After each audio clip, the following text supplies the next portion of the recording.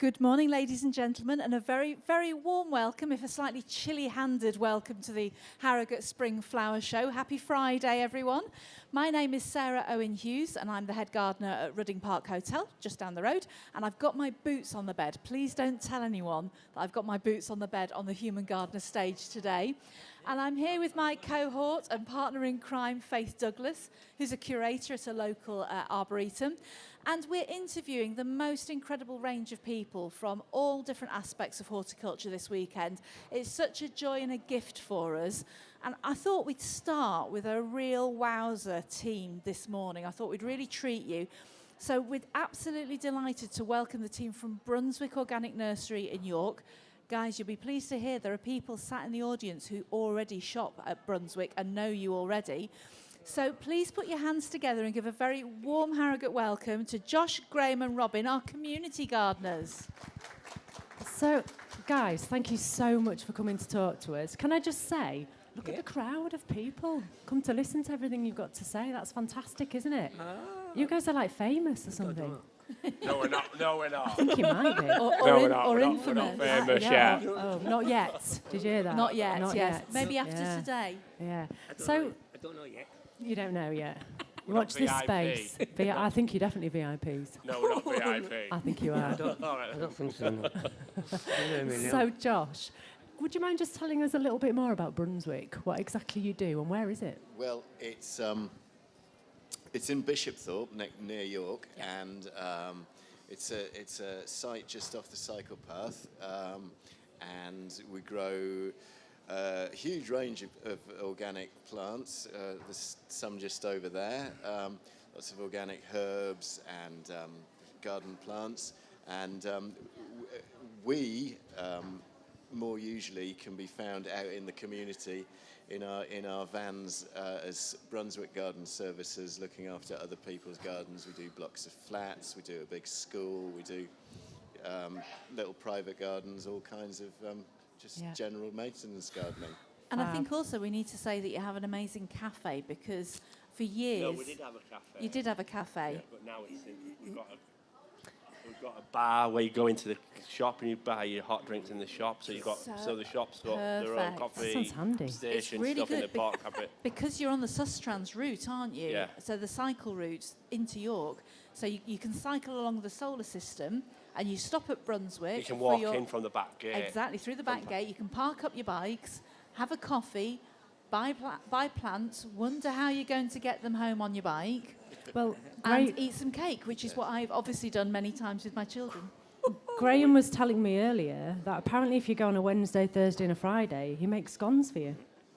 On a Wednesday, we make scones and hot well, dinners. that's it. That's me now. That's every Wednesday. I think that's a Yeah, I good think we'll idea. have to go in. I think we're going to be there. Yeah, absolutely. So, Graham, what do you do when you go to Brunswick, apart So from Monday- baked scones? So Monday I'm on garden services with Joanna and Chris, going out with the team, and Wednesday I'm cooking, then I'm down the walk garden off in the land with Mike. Okay. What's your favourite job there then? Garden services, going out. Garden services. So Yeah. do you get to ride on the mowers?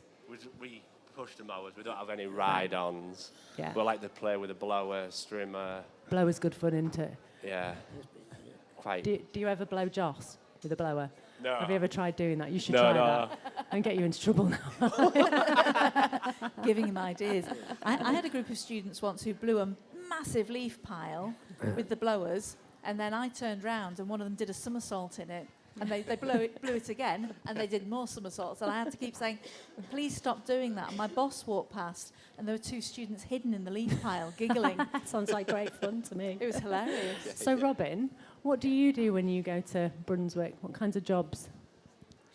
Yeah, Yeah. just talking to the You top just bit. pop That's it- it. There we go. Look, Do you do gardening? well, I did used to go on site Uh-huh. when I first started off. Yeah. And, How long ago was that? uh, You've been there a long time? yeah, Yeah. I started on land first of all, and then I went in packing shed. And then I did a bit of other stuff. Well, I did used to do weaving, Yeah. but I do work for I did one mistake, Yeah. and so I come out of it. Right. So, and then after that, I started coming outside, Right. doing people's gardens. Yeah, that sounds good. So, I mean, I did used to do 5 days, Yeah. and now cut down to 4 days. It's hard work, I imagine. Yeah, and then I might cut down 3 days, and then Yeah. go on to our garden. Right. Okay. I mean, doing that. Yeah. So, I mean, I noticed that you do some woodwork as well. I did used to do it with, yeah. I With mean, Jeff? Yeah, when What, Jeff who Right. sat on the back row watching you? Oh, he's there! Hi, Jeff. That's the first thing they asked Jeff. Oh, no. Jeff's here. Oh, Jeff used to work at Brunswick, and the first thing they Yeah. asked was, is Jeff here today? He was our boss. He was your boss. Yeah. Good. Yeah, he was. He's still good. Was he was a good boss? Got Josh now. Fantastic. So Robin, what's your favourite plant? Well, It is tricky, isn't it? Yeah. I mean, so, well, different plants. Well, we did used to do some trees and such as that Do you like trees? with that cheeky devil.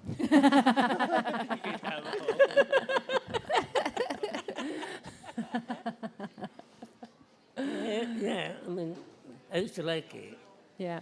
'Cause And then you- I did used to take some trees out. Because you grow bedding plants and Yeah, herbs. But, and all sorts. yeah. You've got some house plants over there as well. That's Some, what Oh. you know, yeah, plant production I did team have do a that. nickname because he said it. He's got a nickname. No, You've got a nickname. Yeah, this one. Go on, what is it? What's your nickname? My name was he called me Terrier. You're a terrier. Terrier. Yeah, because I won't let nobody digging trees out. You won't let anyone dig the trees out. I thought it's because he barks a lot. Absolute terror. My terrier barks a lot. What's your nickname, Graham? Is it Clean? Well, my key worker calls me Gobby One. Really? Wow. Because you talk Gobby One. There's nothing wrong with that, You're is there? chatting all the time. Yeah. And I hope you've got a nice nickname for Josh, yeah? Yeah. Go on, on. what's his? Go on. No. You're not going to say it. Come on, you've got to tell us what's his nickname. I imagine it's appalling. No, it's not. You can tell us afterwards. You whisper it. Well, Yeah. No, I haven't got anything to say about Josh. He's a good Hey. boss. Graham, do you have a favourite plant? Mahonia. A mahonia. Why do you like mahonia? Beautiful. Because we used to prune it when we were out and cut them well down when we were off site on Right. garden services. It was really good, one of our jobs. So you like cutting it down? Yeah. Yeah. The destruction. There's They've got nice smelling flowers. yeah. And there's somebody on later who uses the berries and eats the berries, Yeah. which I didn't know you could eat.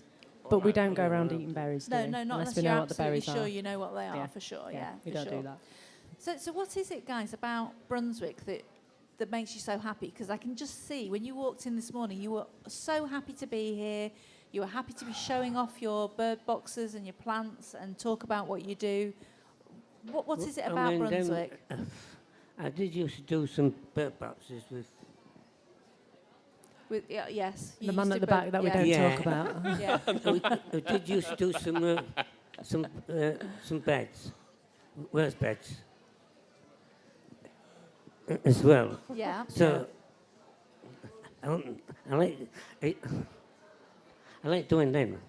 You like making bird boxes? Yeah. No, some We made raised beds with Jeff yeah, when it was a rainy day. we went It's a good thing to do when it's raining, isn't it? And we do mowing and maintenance with Chris too, so we do all the mowers if it's Wow. raining. So we like sounds clean technical. them all and put new spark plugs in. So you're always doing a lot of different tasks, aren't you? Yeah. All the sort of the good garden tasks on sunny days yeah, yeah, and the maintenance on rainy days. Yeah.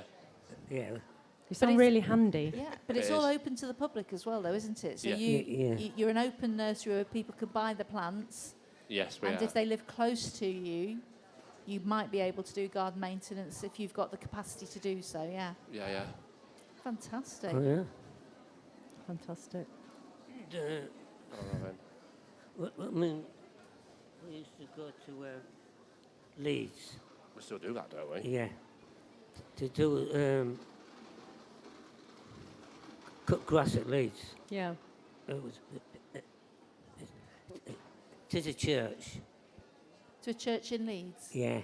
And do you still pick apples at orchards for people and look after orchards? Because you used to do lots of apple pressing. Ooh, do you make cider? Yeah. Well. It's quite one. Yeah.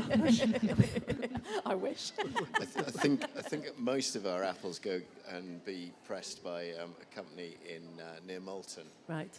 So then they come back to us and It- they it's- keep all our it's a- apples separate. It is, so- it's a, well, where we used to go to a place where I used to live, Mountain, Yeah. and it's Oh, yeah, we did that one. Then raised it, beds, didn't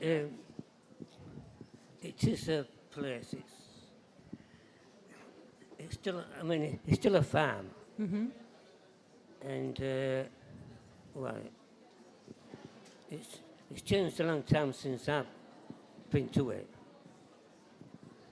And not too bad because I used to, I used to bike it Right. when I was a kid. Yeah. And there is there's a small hill. It's into big hill, but it's a small hill. And it's, like I say, it's nice place of it. But trouble with this is, well, I used to live at Norton and Mountain. There's too many bloody, there's too many horses. Too many horses. So we're very fortunate that we've actually got the team from Brunswick are here all day, and only for today, so only for people who are visiting the show today. So if anybody has any more questions, they want to see your plants, they want to hear more about the amazing work you do in Bishopthorpe, just on the outskirts of York, they can come and find you and ask questions, can't they? Pop into our shop. And It's pop into brilliant. that. They've got an amazing shop full of organic and recycled and They might have carbon nice friendly. apple juice in the Nice shop apple too. juice as well. Try the Juice from your scones. apples. Giant scones on a Yeah. Wednesday. Nice, yeah. Nice scones. So, ladies and gentlemen, please, hands together. And big thank you to the team from Brunswick, our community gardeners, Josh, Graham and Robin. Well done, guys.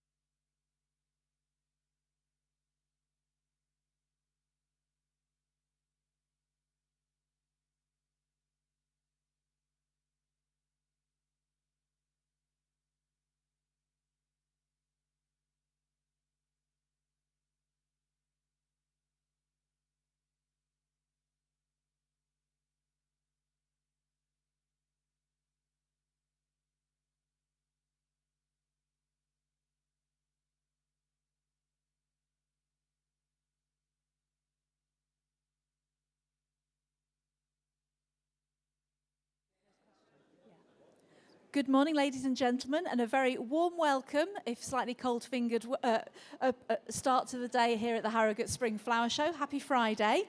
My name's Sarah Owen Hughes, and I'm the head gardener at Rudding Park Hotel and Spa, just down the road.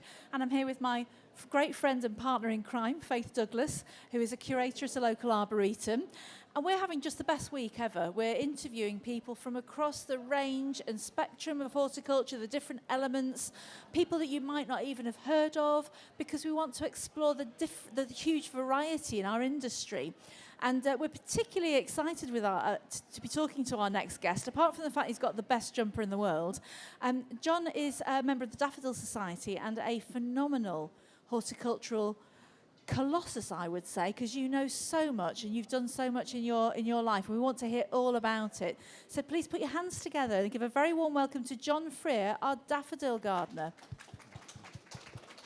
So John, thank you so much for joining us on stage here.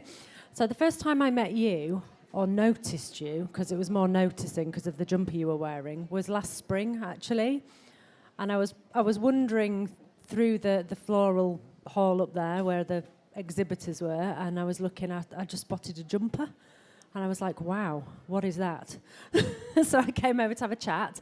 And do you remember you gave me some daffodils? Because we had a student on our stage last year, Lydia. And we were looking for a really nice gift to say thank you. Are you... I'm looking at smoke. Nothing's on fire, don't worry. It's a diffuser, it smells nice. We're not on fire, not yet. Don't worry. And you gave us some beautiful daffodils to give to Lydia, which she loved, didn't she? Yeah. But I know you do so much more than just daffodils. So can you tell us a little bit about your background and how you eventually arrived where you've arrived? It started about 40 years ago, maybe a bit longer, and I was assistant scout leader. And over the road, there was a flower show, and it clashed with a coffee morning. Everybody's going into the flower show to prepare, and nobody was coming in, so I got a tray of coffee cups, went over, doled them out to all the exhibitors, and then went back to collect the money. Brilliant. And the night before, I'd finished a waistcoat, a Fair Isle waistcoat, and somebody says, oh, I like your waistcoat. And when I'd explained that I'd finished it the night before, she says, why don't you put it in the handicrafts? I says, well, I've worn it. She says, well, only this morning. So I put it in and I got highly commended. Wow. And that started me off. I started taking my knitting to flower shows. And as you know, when you go to flower shows, some people put excellent plants in and some people put the best, what they think's a marvellous thing, but at least they've brought it along. Yeah. And I just happened to say, oh, I've won at home better than that. And the next thing you know is a schedule's put in front of you. Yeah. For the next show, bring yours along. And at that time, I was doing 1 or 2 pelargoniums, and I got persuaded to join the Pelargonium Society. Yeah. And before very long, because I'm one of these that don't know how to say no to certain things. Oh, we know about that, don't we? That's why he's on this stage. That's why he's on the stage, yeah. I ended up as a chairman of the British and European Geranium Society Leeds branch, which automatically puts you onto the regional. And once you go to the regional, they want a representative to go to the national. To nationals, yeah. And within 8 months of joining, I was on the national committee as show secretary. Wow. You made eye contact, John, didn't Yeah. you? This is what happens if you make eye contact. You end up president of a committee somewhere or other. Yeah. So let me get this right. You've knitted that jumper, which is just stunning, isn't it? Told you he did. I know, I didn't believe you, because they're Yeah. so beautiful. Yeah. They're fantastic. Well, these are bits. I had a bag of odd bits. Yeah, There's always some left over. there's always leftovers, And yeah. I just knitted them, carried on knitting, knotted them, and then went back and did all the ends. I Fantastic. think we need matching jumpers. I think we might have to commission you. The Yeah. blanket you sat next to is one that I've just learned how to make. Crocheted. Yeah, I've just learned how to crochet, but it's getting angry with a pointed stick mostly for me. Yeah. That's why you're good at it. I think I should stick with flowers, to be totally honest. Yeah, I just get a bit frustrated with it. So you started off, obviously, showing geraniums and pelargoniums, but you're here representing the Daffodil Society, Yeah. aren't you? So tell us about that. How did Well, that happen? The guy that introduced me to pelargoniums and got me to join the Pelargonium Society says, oh, I've had enough growing pelargoniums, I'm going to grow daffodils. And in a short time, he got me signed up as a member of the Daffodil Society and showing daffodils. And I've shown now for, I think, I've done 39 Harrogate Spring shows, Wow. helping in one form or another. And although I've been in other societies and haven't kept up the membership, I stuck with the Daffodil Society because there's such a friendly crowd. Yeah. Oh, that's lovely, isn't it? Yeah. And one of the first shows I went to was at Sheffield Botanical Gardens. Yeah. And I didn't read the schedule properly. I read it as staging your blooms 10 till 12. If I'd have looked at it properly, it says judging 10 till 12 because we were all going off for a meal. Yeah. And I got there at 10 to 10 with all my blooms, and everybody there says, oh, come on. And at 10 o'clock, all my blooms were on the stage, all put in by different people. Yeah. And I thought, and I haven't been a member that long, and I thought, well, this is, if it's this friendly, I want part of it. So you all help Yeah. each other out. Yeah, And we've and seen that this week while you've been staging. People have been saying, can I carry this? What needs doing? Yeah. Can I borrow this? Yeah. You do get some of them that like to stage their own, Yeah. but they like you to then go put it on the class where it's for, so they can carry on. Yeah. And little jobs that you can help people with. Yeah. And again,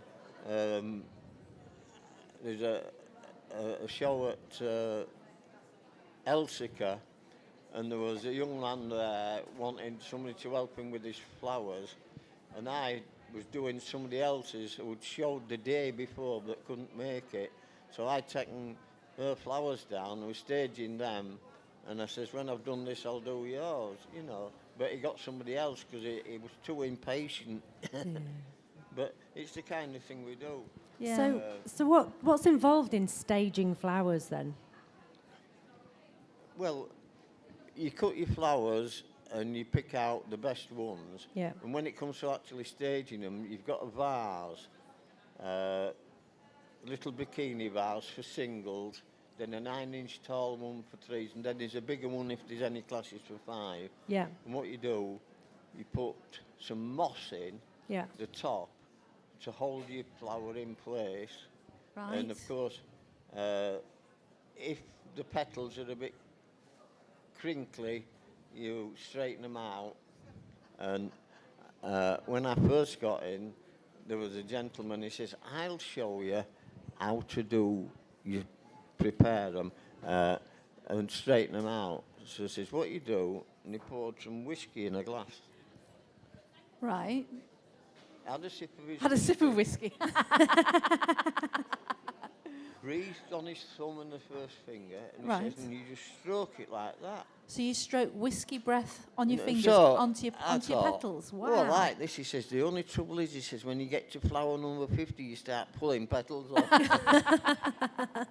Well, I often deadhead in the garden with a glass of gin in my hand because I find it's less arduous. I Yeah. enjoy it more. Yeah.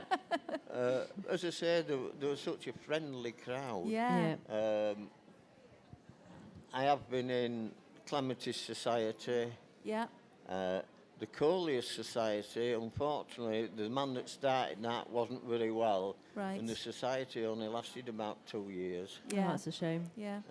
Yeah, and of course, it's a big fault with all the societies now, and even gardening clubs, Yeah. that they can get hundreds of members, Yeah. but nobody to run it. Yeah. Yeah. You can't get a committee. No. And you'd think it was the world's end to be a secretary. Yeah. Or, Is that the you know, responsibility people don't want, perhaps? No, probably. But I come from Leeds, and Leeds Horticultural Society's gone. Yes. And it used to have a big event on Roundy Park. Yeah, yeah, yeah. And it just gone because they couldn't get people to do Yeah. it. So what can we do to encourage people to get involved, join societies, do you think? Get rid of all them satellites up there, so they Get them off can't the get onto the phones. Get off your phones and get into Yeah, your yeah. garden. Yeah, Yeah. absolutely. Yeah, no, there's too many side attractions, and it's so easy for people to sit in front of a computer Yeah. and they can see all the flowers they want. We've put too many good pictures on.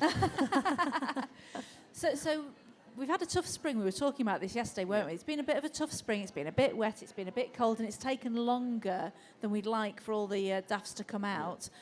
What would be your top 3 daffodils for this year? Because I know it's like choosing your No, favourite children, isn't it? I think it's difficult to say your top 3 daffodils. If I was buying daffodils just for the garden, Right? used to be shown but has been so much needed, I'd get one from Cornwall called St Cavern. Oh, nice. I It's, don't know that one. Do you, anyone it's, know that one? No? You don't see They're all it- Googling it on their phones now, you know, John. No, it's daffodils are classified, and a trumpet daffodil, which is a division 1, is where the trumpet is longer than the back petals. Yeah, Yeah. yeah, And then the next one's a large cup where it's not as long. yeah. And then you've got a small cup that's only a third. Well, St Cavern is a large cup, Right. and its flowers last, weather's permitting. Don't forget, if it's a red hot spring, flowers don't last long. But this year mine lasted for 5 weeks, Wow. which isn't too bad. And they were snowed on, they were laid flat. When the snow They've melted, still popped up again. came up again. That's a good doer, isn't it? So- A daffodil that lasts 5 weeks in flower is definitely a good doer for the Yeah. garden. I always think actias are really The a actia, yeah. good doer. Yeah. The pheasant Actia, eye, pheasant actia. eye. Yeah, yeah, it is. It comes late and Yeah. it lasts a long time. But when you start looking at the others, there's new ones coming out all the time. They're improving. Yeah. But it's how deep is your pocket? Yeah, there's something like Yeah. 30,000 different varieties or something, isn't there?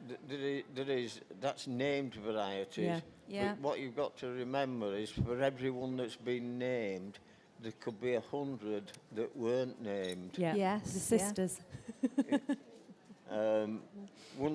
One that died about 8 or 9 years ago, he was looking for something specific, and if it wasn't that, he didn't want it. No. And the stuff he was throwing out, you could die for.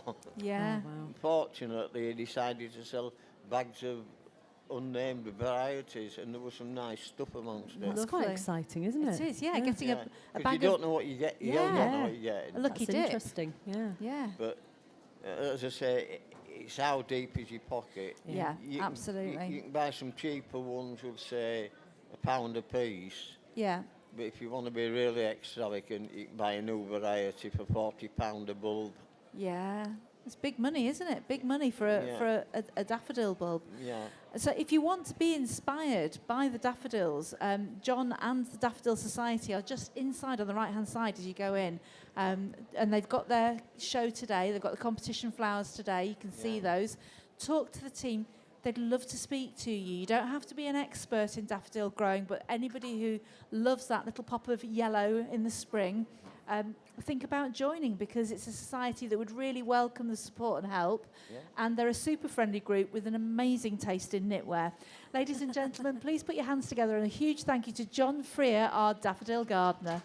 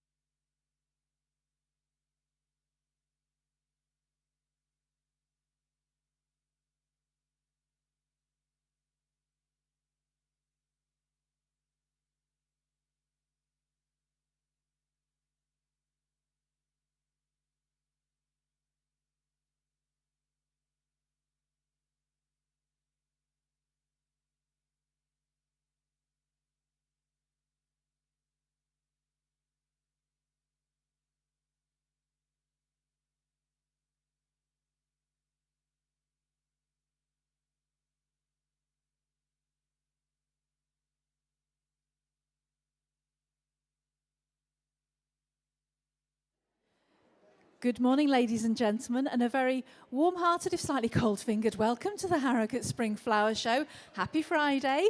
My name is Sarah Owen Hughes, and I'm the head gardener at Rudding Park Hotel just down the road. And I'm here with my cohort and partner in crime, Faith Douglas, who's a curator at a local arboretum.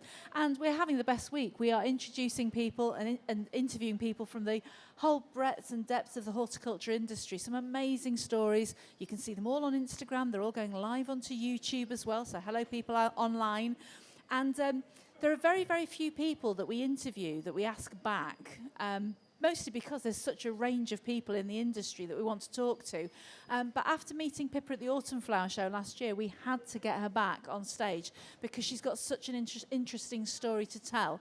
So will you please put your hands together and give a very warm welcome to Pippa and Moss Chapman, our permaculture experts.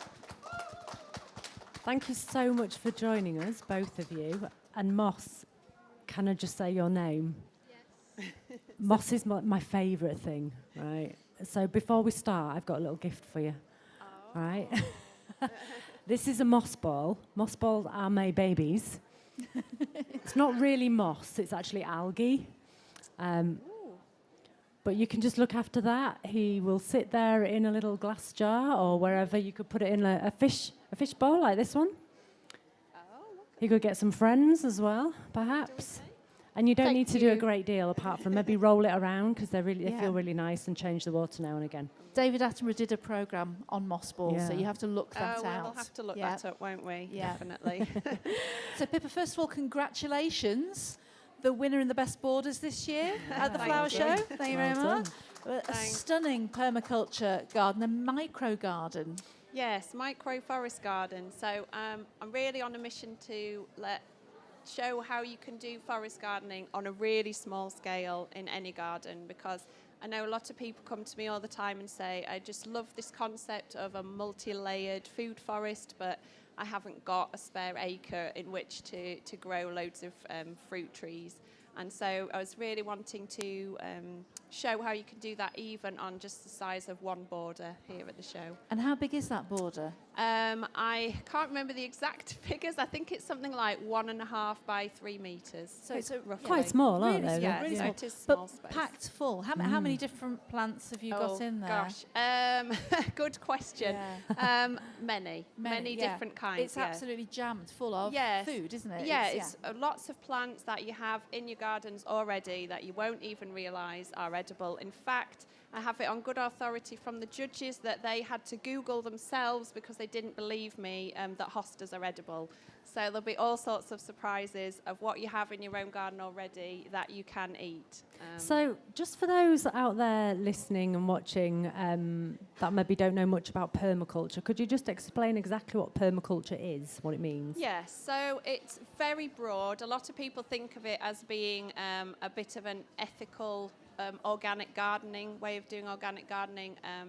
So in terms of gardening, it's all about not just thinking about it being organic, but thinking about being sustainable and actually regenerative gardening as well. So you're not just taking away all the horrible chemicals that you might use that are damaging to soil, but you're using mulches to build soil, feed the soil life, and thinking of your garden as an ecosystem. It's incredible, isn't it? Because we really ignore our soils at our own peril. And I was having a conversation with a group of gardeners last night, and I was saying to them, you wouldn't expect to be healthy if you ate a Big Mac and drank Coke every day. Yes. You eat the rainbow, you eat salads, even if you don't want to sometimes, you eat a range of foods to keep yourself healthy. And yet we look at our soil, we put plants in it every year and go, why aren't they growing? Why aren't they growing? Because you're not feeding the soil, which is feeding the microbes, which is feeding the roots of your plants. Absolutely, and quite often when I take on a new garden, when I'm doing my garden maintenance, the soil is just like dust. There's just no organic matter in it whatsoever. So the first thing I always do is say, have you got some compost, some well-rotted bark, something like that, so we can start to add that to the soil, because really you need to feed the soil, and if you get the soil healthy, your plants will grow really well. So it's a really interesting line of work. And for those wondering out there, how would you get into permaculture? How did you get into permaculture? Well, I started with a permaculture design course. So that's, I think it's 72 hours in total, usually done over several weekends. And that teaches you all about permaculture, but that's very broad, so that goes into sort of economies and communities and things like that as well. But in terms of if you want to learn about permaculture in a gardening context, just find a permaculture garden and go and volunteer. That's absolutely the best way to do it, you know, to actually get hands-on experience in a garden where they're practicing permaculture. And there's so many. We're really lucky, particularly in the north, possibly because the Permaculture Association headquarters are in Leeds, but we actually have loads of different permaculture gardens all over this area where you can go and So help could people out. contact that organisation and find out their local Yes, absolutely. garden? The Permaculture Association actually have a network of demonstration gardens. Yeah. It's called the Land Project. So if you go on their website, they have maps which you can just go on and search your area and it will come up with all the different demonstration gardens that they have in the area. Wow. And tell me about the range of work that you do, because you maintenance gardening for people. I do. I do all design sorts. gardens. Yes, I think I get bored quite easily, so I like to do a range of different things. Yeah. So I manage gardens both privately and I do the Ecology Building Society with my husband Andrew. That's a permaculture garden with a forest garden within it. I've just been designing a new forest garden at a Yorkshire Water site at Esholt. Esholt, So yeah. that's a new exciting project. So we've just planted a garden up there, a forest garden. And also, when I first started out and wanted to get into doing more forest gardening, I thought it would probably be too niche, really. You know, I wouldn't be able to find anyone who wanted that in their own gardens. But now, pretty much every garden that I do, people come to me because they're wanting a forest garden in their own garden. So yeah, I think the main thing is just get some experience if you want to get into that area, and then just tell people, just say, Yeah. oh, by the way, I make forest gardens. And then once you start talking about what it is, people really want to have one themselves as well. So all that stuff you do, how did you find time to write your book? Well, good question. And how many times is moss mentioned in the book, please? Well, moss is photographed in the book many times, and in fact did help me type up some of it. Type up a few words. Did you? Yes, they did. They would sit on my knee, and I would have to say what I wanted to write, and then they would type it. So even despite all of that help, I managed to get the book written. And most of it was actually written when my daughter Poppy was at running club. So I'm a very busy person, but I was really determined. So when she was running, I was sat in my van with my laptop and a coffee, no other distractions because I was Yes. sat in a van. Yeah. And so I would just sit and write for the hour that she was running. And then at the end of it, I did have to take a few days to pull it all together and rewrite it. But actually, yes, you can write a book in In a little van. snippets of time. Yes. And that you launched it at the flower show, the Autumn Flower Show last year, didn't you? I did, yes. Yeah, so it had just come out then. It was very new. And yeah, it's been, I've had some really fantastic feedback. I think lots of people have commented about how nice it is to see so many photographs, because often you have books that talk about forest gardening and they show a few diagrams, but then you don't really know what that will look like in Yeah. real life. So And a lot of people are quite visual, aren't they? yes, yeah, a lot of gardeners are that's what we want to do really, isn't Yeah. it? See lots of pictures. So there's lots of pictures in there of different forest gardens. And in particular, because my background is ornamental horticulture, and I have an arts background as well, it's really important to me how forest gardens look, so they have to look beautiful as well. So there's lots about edible flowers, how to make your forest garden attractive as well. It doesn't have to be just a fruit bush, a fruit tree and lots of nettles, you know, which it can be, and that's absolutely brilliant for wildlife, but you can put lots of ornamental plants in there as well that happen to be useful in some other way or edible, like hostas, yeah. Yeah, So absolutely. if somebody wanted to buy your book, where would they find it? Well, today I'm just over there. So if anyone wants to come and have even if you just want to have a flick through, there's no pressure to buy a copy. Or you could buy a copy. Or you could buy a copy. And do you have a competition as well that's linked to the flower show? Oh, yes. So if you're on Instagram, if you go on the post, I've done a post about a competition. So if you want to win a forest garden consultation, an online forest garden consultation for your own garden, to learn about how you can create a forest garden at home, then if you go on there, there's all the details about the competition. So that's if you're on Instagram. And actually, if you just want to see a forest garden, your border absolutely epitomises that usefulness, and every plant's labelled as well, so you can see it and go, oh, that's what, exactly. That's what we're like at flower shows, aren't you? Walk around going, oh, that's beautiful, but I have no idea what any of these things are. So all your plants are labelled, beautifully labelled as well, because I know you were whittling away in the back of the van. Yep. In the build up to the show. So you can see the forest garden there, you can come and talk to Pippa here. She's amazing online. You've got a really good Instagram presence as well, so you can see beautiful pictures of forest gardens. And I don't know about you, but I just need to put more tree cover in my garden now. I live in the woods, so... You live in the woods. You live in the woods, but I don't. Maybe you need feel. some more understory plants. Yeah, that's absolutely what I need. Yeah, exactly. You need those extra layers. Pippa, it's been just so lovely talking to you again. We really, really enjoyed seeing you at Autumn, and we hope to continue to have conversations with you because you're super and really interesting as well. And thank you, Moss, for joining us on the stage. You're obviously a great partner in crime to your mum. Thank you. And enjoy your moss ball. Ladies and gentlemen, a huge thank you to Pippa and Moss Chapman, the permaculture experts.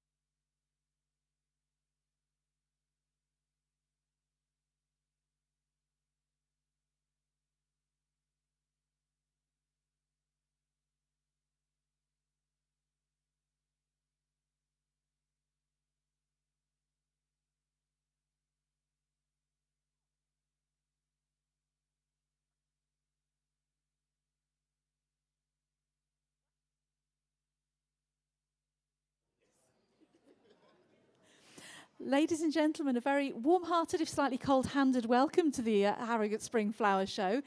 My name is Sarah Owen Hughes, and you're very welcome to the Human Gardener stage. Please enjoy your sandwiches and your cups of tea. We've actually managed, Faith Douglas and I, we've managed to sneak in an extra special guest who's just turned up to say hello to us. If any of you garden online, so you watch online on Instagram and Twitter and things like that, you will know this gentleman. We invited him to the Spring Flower Show last year. He was an absolute star, and he's very kindly come back and agreed to talk to us again. Because guess what? There is nobody in horticulture talking about gardening on a balcony in Manchester on the 10th floor, is it? 18th floor. And, you know, we all started somewhere, didn't we? All of us have had a window and nothing else, or a flat, or a caravan. And he's got an amazing story to tell. So we are just going to sit back, aren't we? Faith and I are going to sit back while we hear from the most amazing Jason, our cloud gardener. So, what an introduction. Jason, thanks so much. We've got a really bad habit of this, haven't we? Just saying, you, come here. Come here, come into our boudoir. Thank you so much. We had a good chat to you last year, didn't we? And we had a little visit as well. Lydia and I came for a visit. Yeah. Very inspiring visit. Many a snail because of that visit. But I know you've been doing so much more since we last spoke to you. So what exactly have you been up to? Wow. That is a really good question. I don't even know where to start. So I created a garden at the Chelsea Flower Show. Yeah.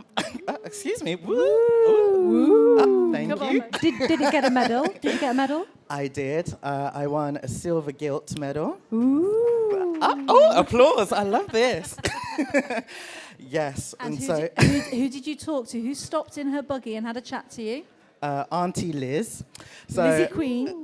It was the Queen, so I got to meet Her Majesty the Queen, and it was really, really lovely. She was not meant to come our way, but I think Keith, the president of the RHS, he drove her around in the Queen-mobile, and she stopped in front of my garden, and she called me over, and I lost all thought of train. I didn't know what I was supposed to do. I just went over, and the first thing she said was, "I do quite like your roses." And so I stood there talking to her about the roses, and she asked me whether or not the balcony could be replicated on a real balcony, and I was like, well, actually, this balcony garden is based on my very own balcony at home. So I was standing there showing her images of my garden from my phone, and she was absolutely fascinated by it. And you know, it was a real core memory at the time, and it's gone on to mean so much more since her passing. So yeah, it was a really lovely experience. That's exceptional. And since then as well, I mean, because you came into gardening through lockdown and living on a balcony and not having that space to go out and about, you've become a real ambassador for people who are limited in their gardening scope. So what else have you been doing? Yeah, so for me, I am really new in the horticultural world, and I don't know how to say this nicely, but sometimes I feel when I come to the big flower shows that everything is kind of focused on people who are homeowners. But for people like me, I'm a renter, and so you know, I can't put in all of these wonderful fixtures and everything that everybody else can do. And so my type of gardening is having to create spaces so that people can pick them up and then take them away with them to their next home. And I think sometimes elements of that get missed at shows. And also, if you're a lockdown gardener, if you're new to gardening, sometimes coming to shows can be so overwhelming, and there's not enough kind of teaching to say, listen, this is a beautiful show garden, but in actual fact, you might not have the big space to do that, but you can take elements of the planting here, you can take elements of the colors, and then you can bring that back into your space. And so what I do on my social media platforms is I show people what they can do in a small space and just using containers. And yeah, I think that's kind of where I'm at. And you keep it very real as well, don't you? You do. I've seen some of your videos. Amazing. It's like, this is dying, this is dead, and that's what it's like in real life, isn't it? Honestly, and so the thought process behind that is when I first started gardening 2 years ago, I had no idea what I was doing, and I was trying to follow what Uncle Monty was doing on Gardener's World. But what happened on my balcony is the temperatures for, well, let me just start over. So my whole balcony is full of glass. It's a glass railing, and so what that does is that amplifies the heat. So my garden can be around about 10 to 15 degrees warmer on a sunny day than at ground level. And so that unalived quite a lot of my plants. And when you look on social media or on TV shows, everything is always so perfect. And if you're new to gardening, you kind of feel that you're inadequate or that you have not done a good enough job. But sometimes it could be something really as simple as the plant just not liking where it is. You can move it to, you can try again next year, move it 30 centimeters and that plant will be okay. But nobody shows any of that. So I make sure to show my wins, but also my fails, so that if anybody is following along, they know that it's not just them, and that you just need to try again. So yeah. So tell us a little bit more about your balcony garden. What's going on there at the moment? So I have a fish pond. I love your fish pond. Like, have you still got the little rice fish on it? Yes. So I grew so my rice fish from eggs, and then I used the fish pond water to fertilize the garden. So everything is, I try to keep everything as organic as possible. I don't use any sprays or anything like that. And then I grow a whole ton of different fruit and veg. So, of course, I've got lettuce, spinach. I have a type of spinach called Malabar spinach, which is a growing spinach, a vining spinach. And so that came about because of the heat on my garden, all of my lettuces and my leafy greens, they tend to bolt really, really quickly. And so I was looking for an alternative, a substitute. And one of my followers from Australia mentioned this particular plant. And I was like, okay, let me try it. It took a couple of weeks for the seeds to arrive. And this plant is flourishing. So I also have large rose arches. My garden sounds more and more ridiculous the more I explain it. But yes, I have 2 giant rose arches, and my Malabar spinach climbs up my rose arches. And I have a couple of 2.5 meter tall climbing roses as well. So I also have beetroot, cabbage, kale, broccoli, and then a whole ton of different perennials as well. So, yeah.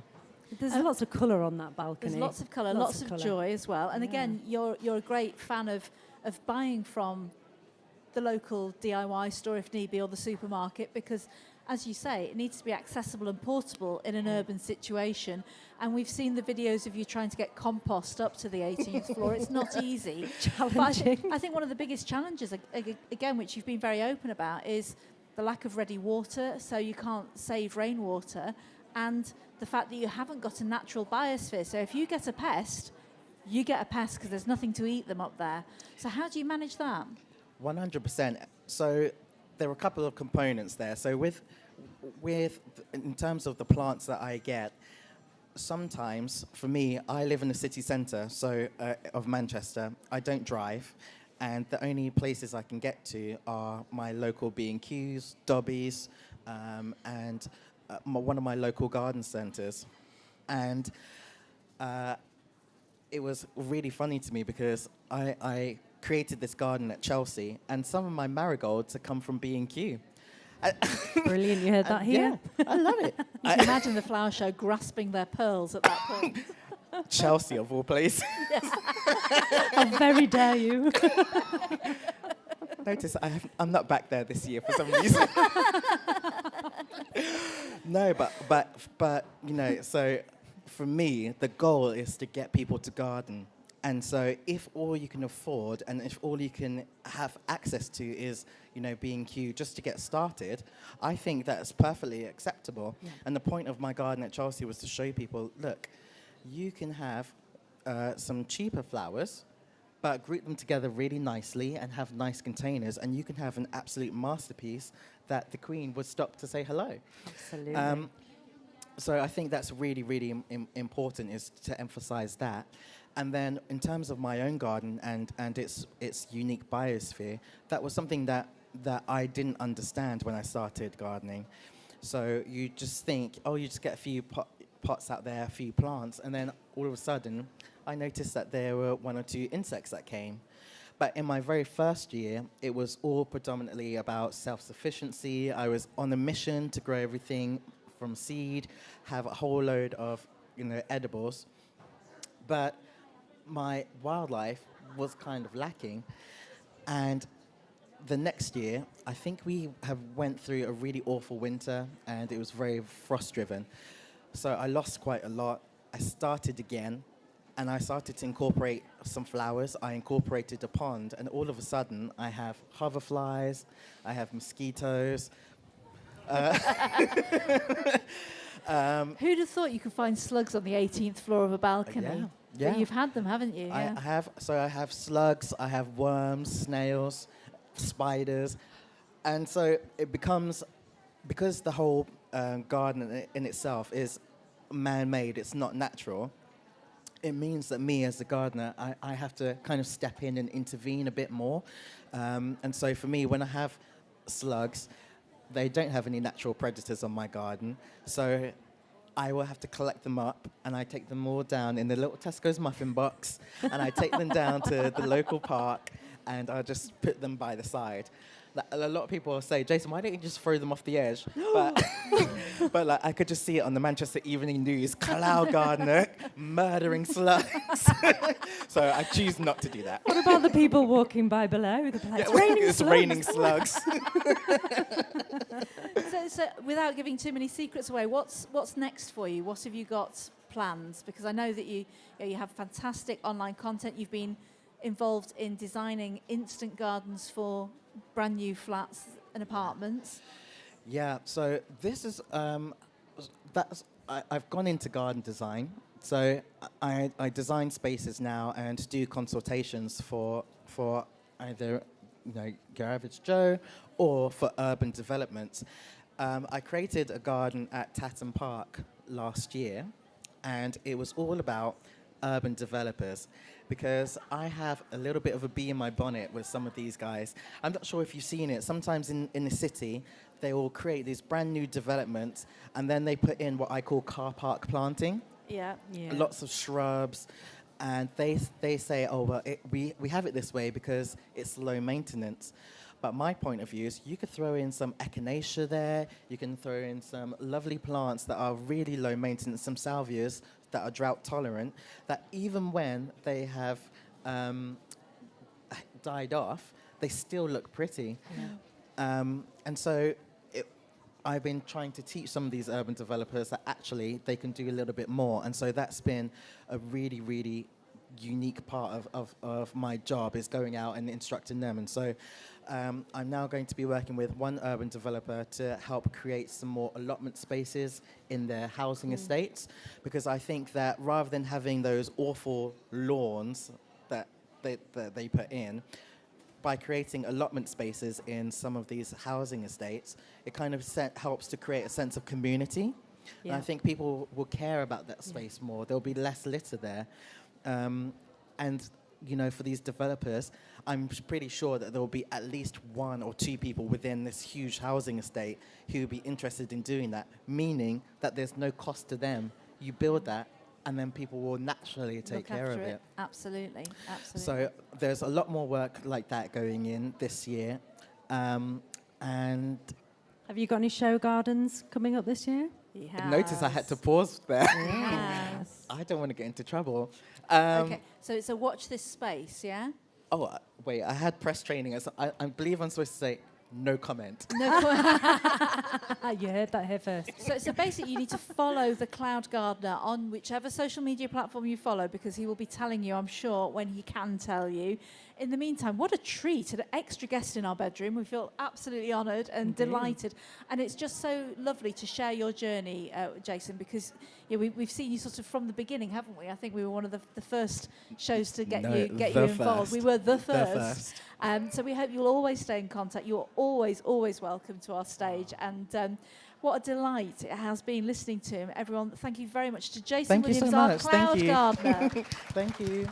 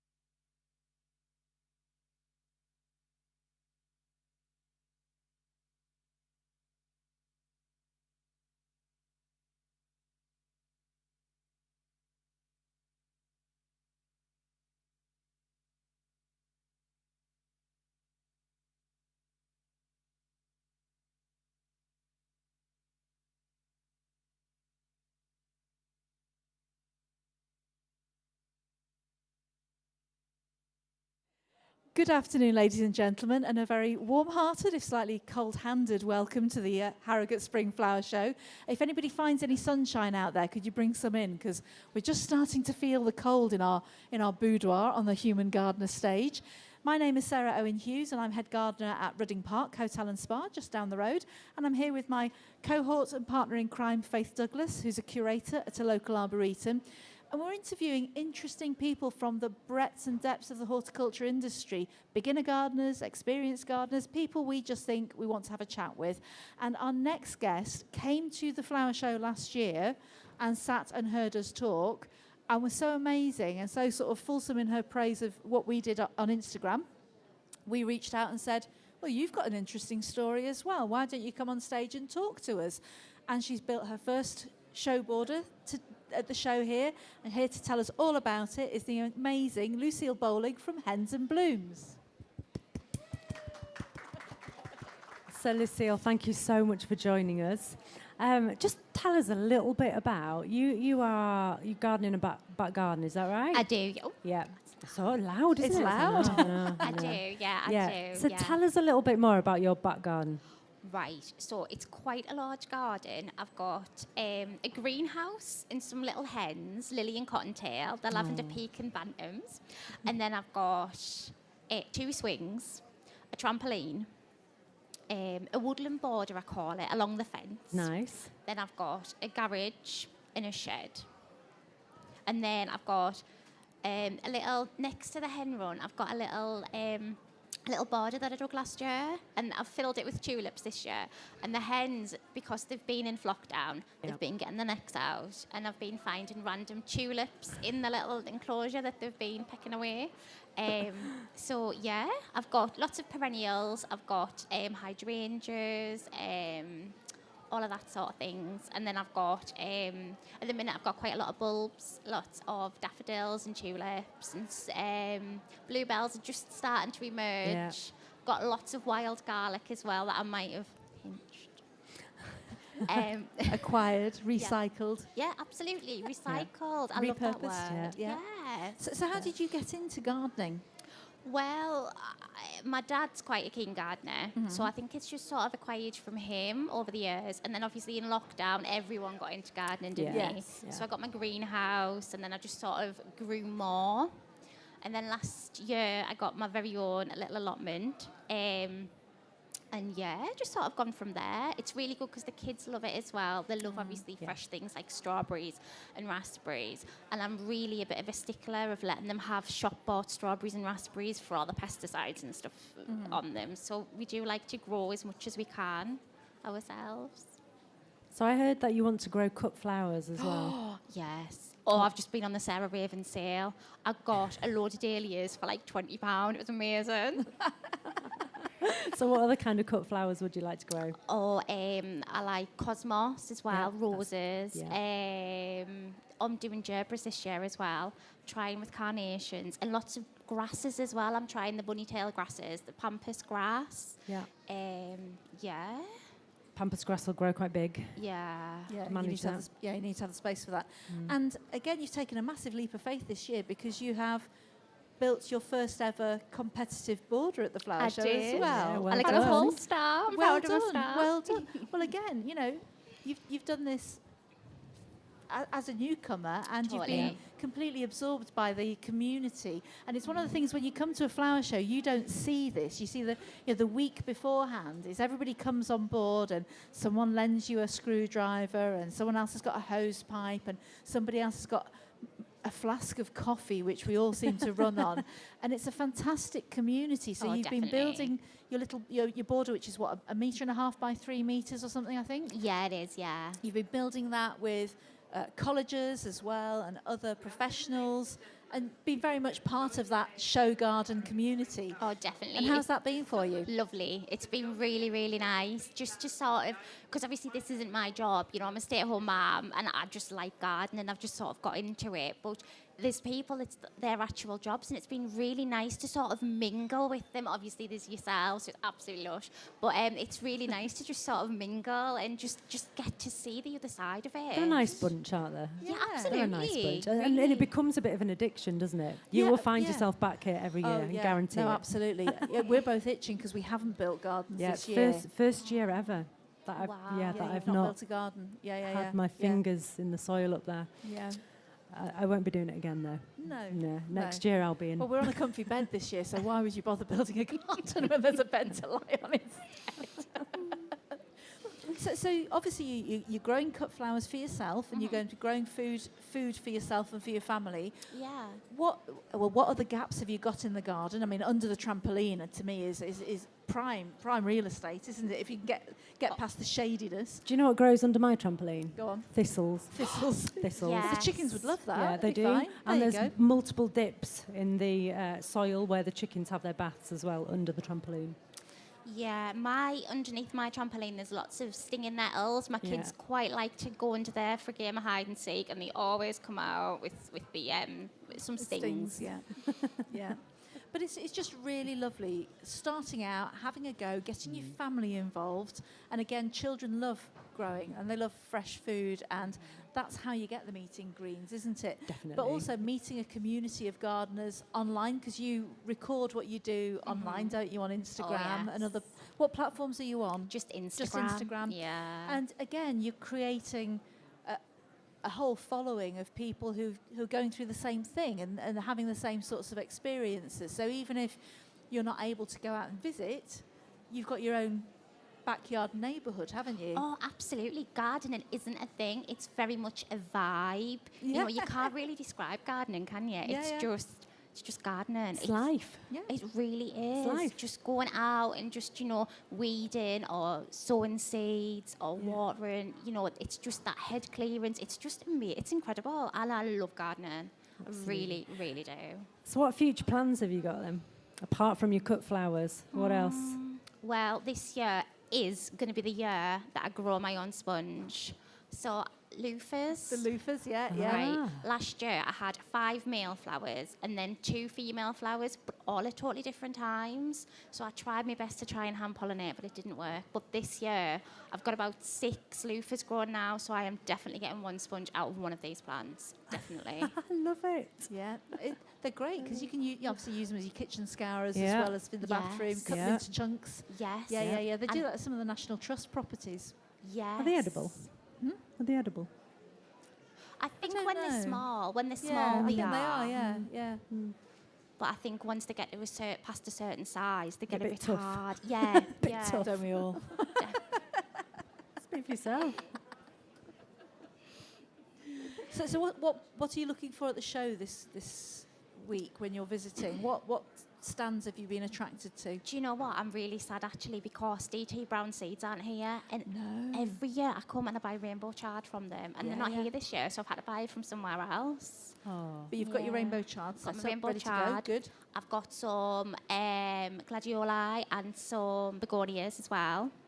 And then I've been strong and I haven't bought any dahlias because obviously I've been in Sarah Raven sale. Yeah. So, but there's just loads to see, isn't there? We've got So some much. brownies, Yeah. loads of different foods and things. Yeah. I had a really nice coffee as well, double shot flat white. Oh my god. Do you know, well, they do That's what actually she's on. say. Yeah. No, don't give me caffeine because I'm even worse when I'm on caffeine. They do always say when you're shopping, you shouldn't shop when you're hungry. Yeah. And I think that's true for a flower show. You should never come to a flower show hungry because you have snacksidents and then you end up buying more. Look, everyone's nodding. You buy more plants than you ever have room for in your Yes, garden. yes. And you're There's always driving. room. I drive home thinking, I wonder what plant I could accidentally prune off so I can get some of these new ones into the ground. So it's lovely actually chatting to somebody else who's the same as us, going around buying lots of lovely plants, exploring, and actually more importantly, just having fun with gardening. Definitely. There's so much to see, so much to do. It's great. Fantastic. And you're such an inspiration to your family as well, which I think is thank you, great. Sarah. It's lovely. Well, it's lovely. You've got a certificate to take home to your kids and go, this is what your mum does. It's an Yeah. absolute superpower. Ladies and gentlemen, please put your hands together for a massive round of applause for our fantastic backyard gardener, Oh, thank you. Lucille Bowling.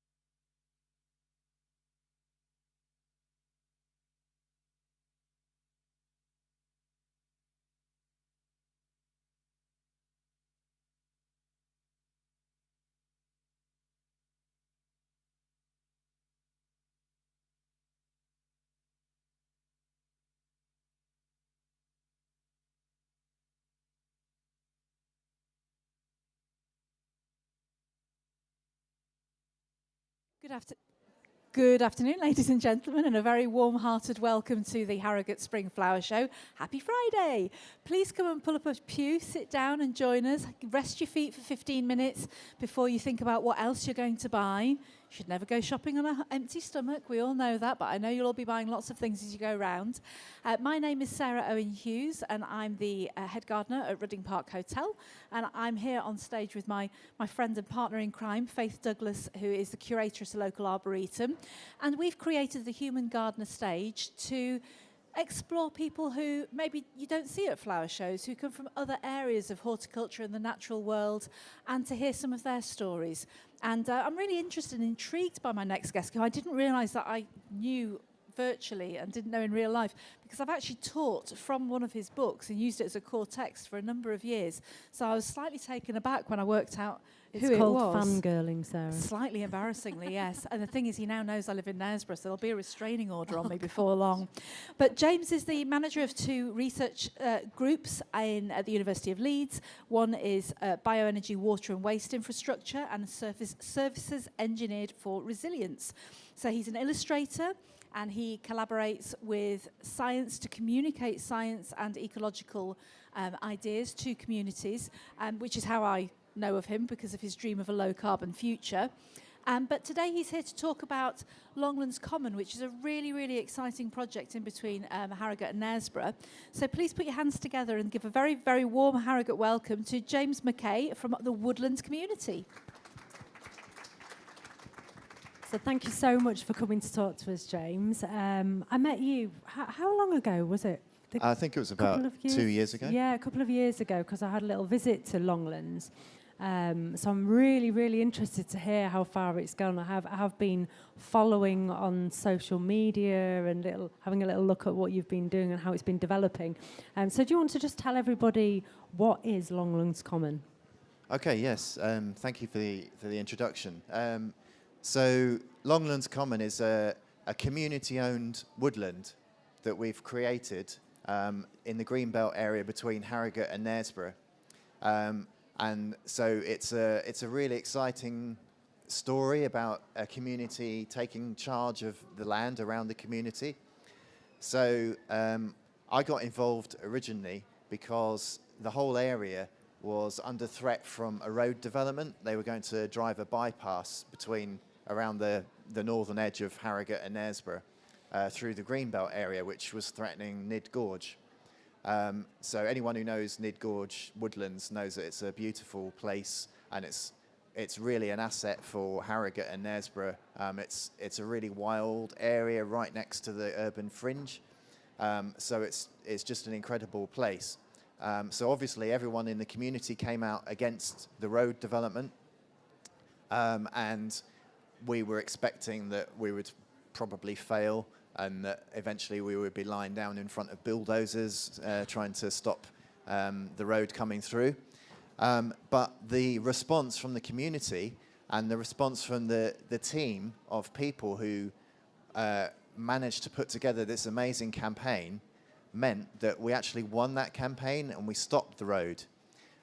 So, I mean, that was incredible.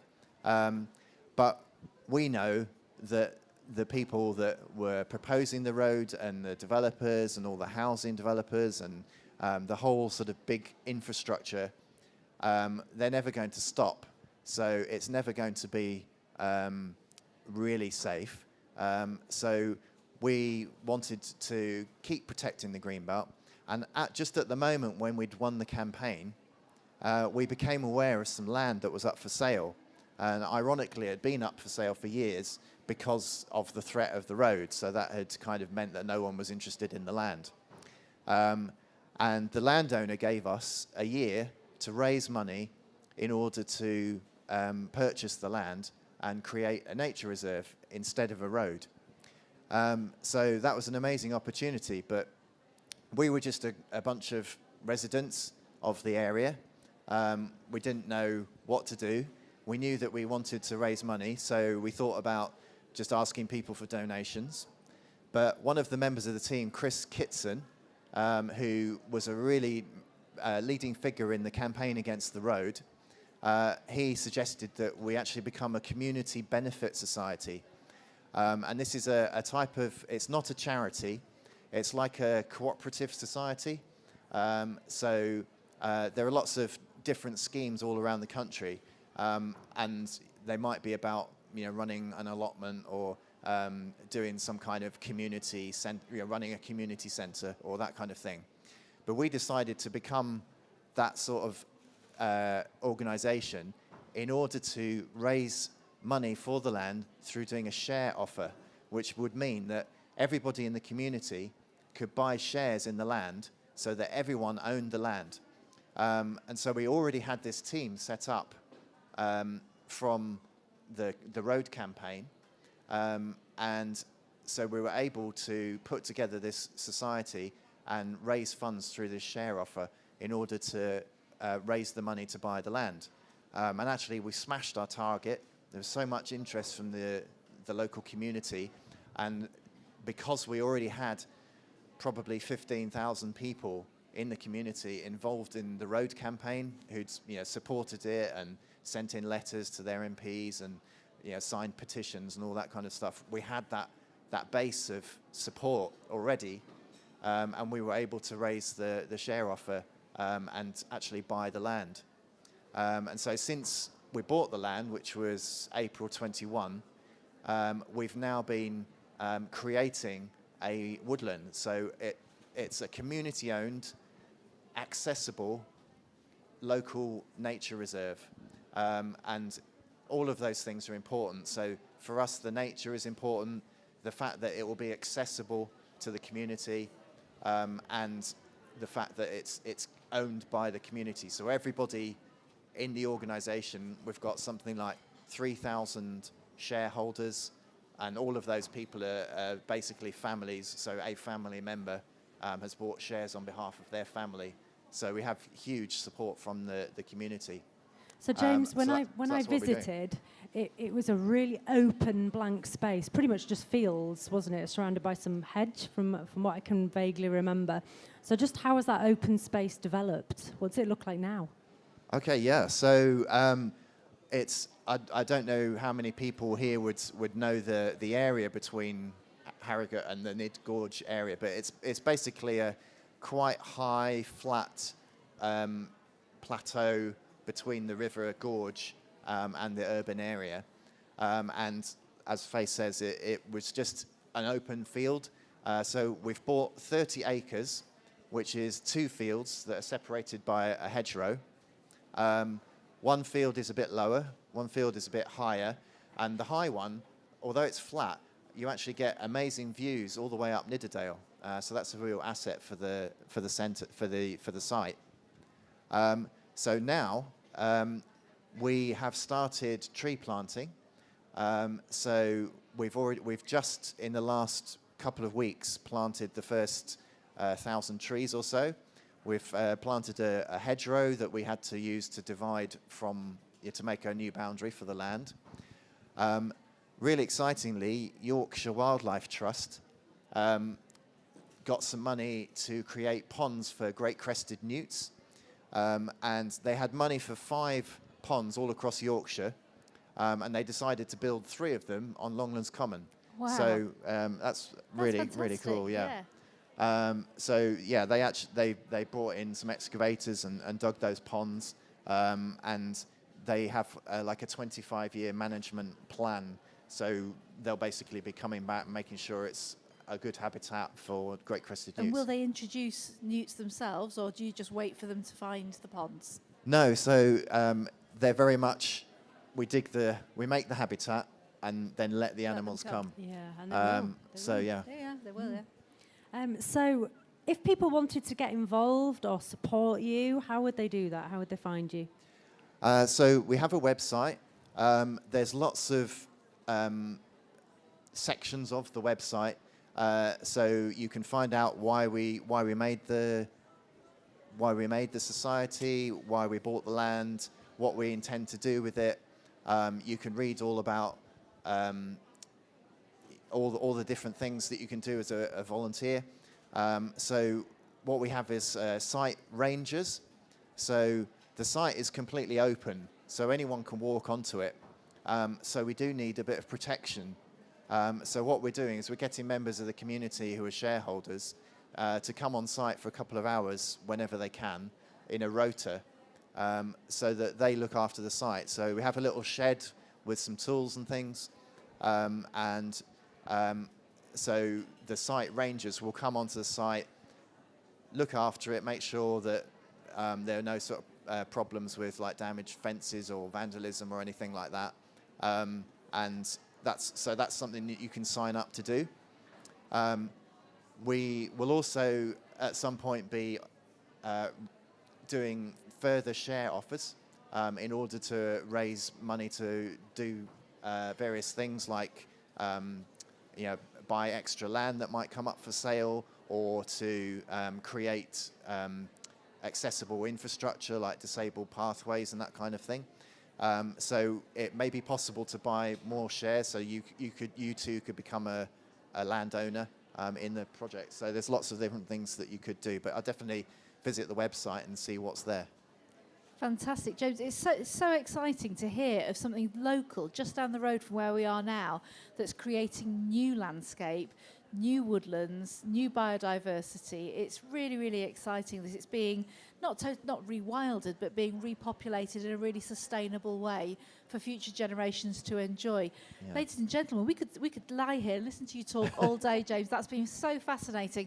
A huge thank you, everyone, to James McKay from Longlands Common, our community gardeners. Thank you.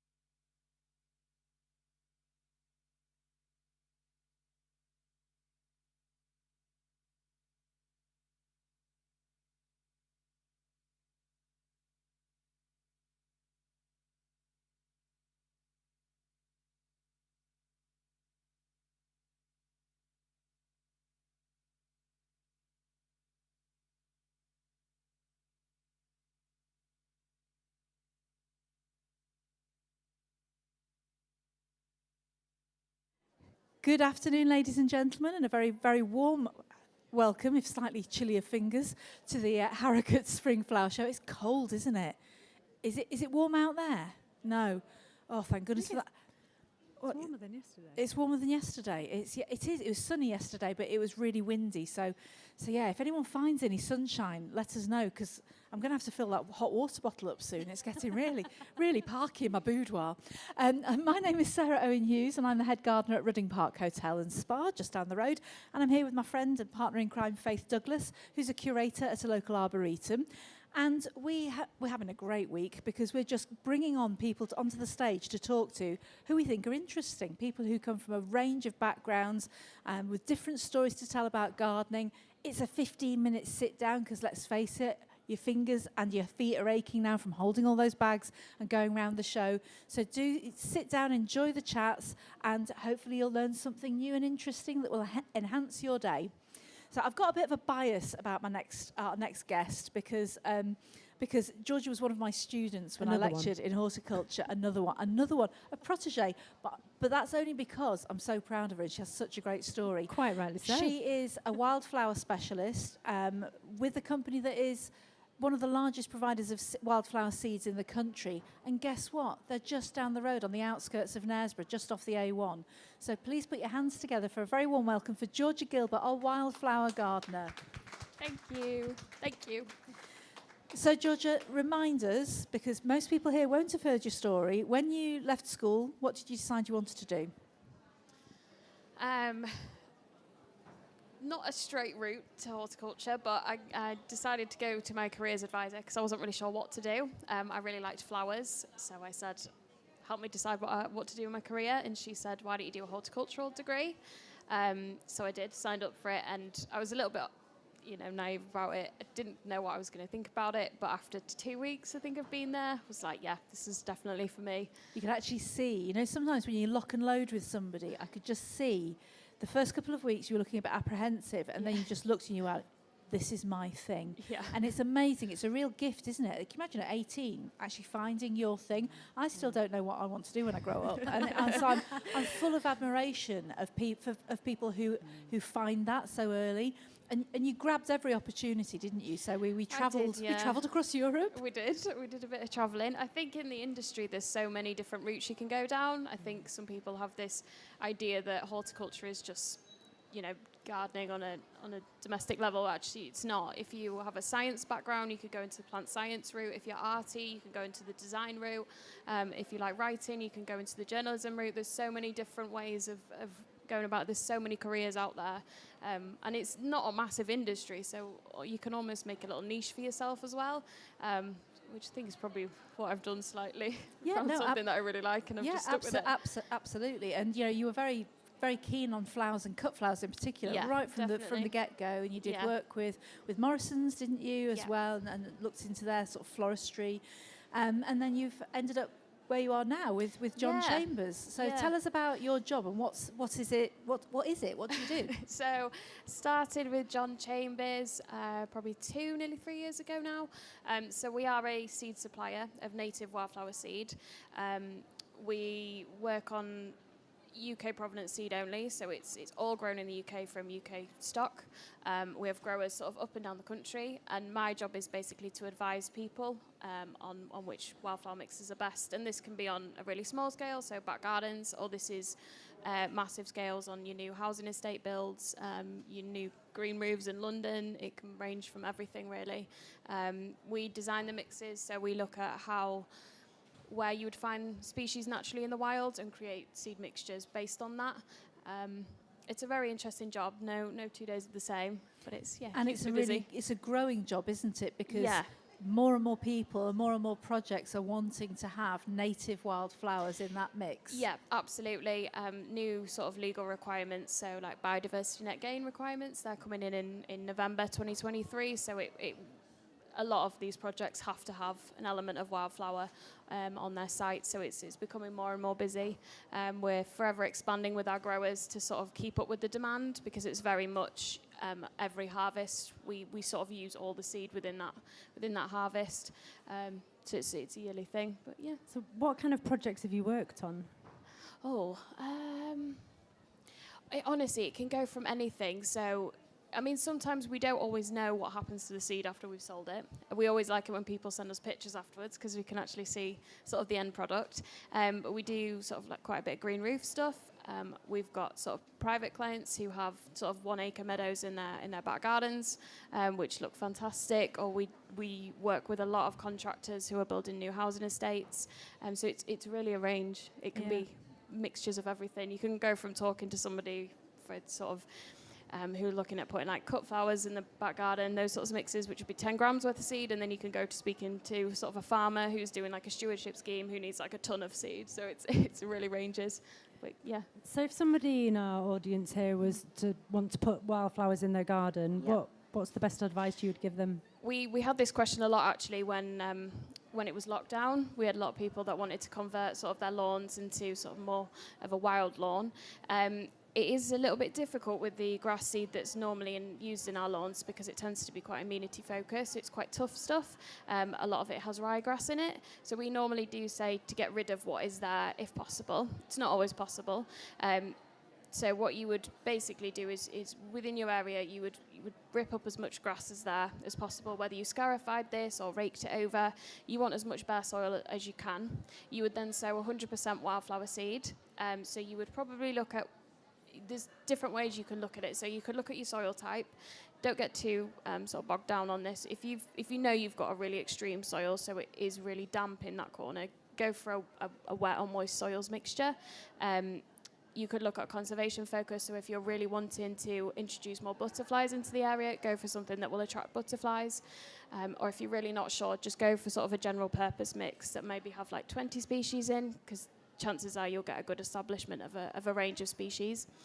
You'd want to sow that into your soil. It's about 2 grams a square metre for 100% mixes, so it's really not a lot of seed at all. You'd want to keep the grass short, so keep that cut while your wildflowers establish.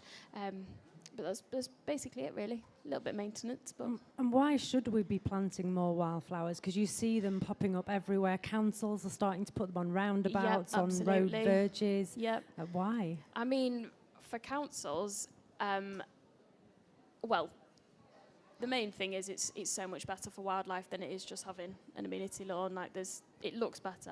I think obviously pretty flowers, but it means less maintenance for the councils, so they're not having to go mow roundabouts every sort of 2-3 weeks. You are doing the better thing for wildlife. You're creating these landing stations for bees. Have you heard of the Beeline project? Yes. So that's a really good one. So you can look in the UK as to where all of these areas are sort of connected. We need these areas. Wildlife species are still in decline.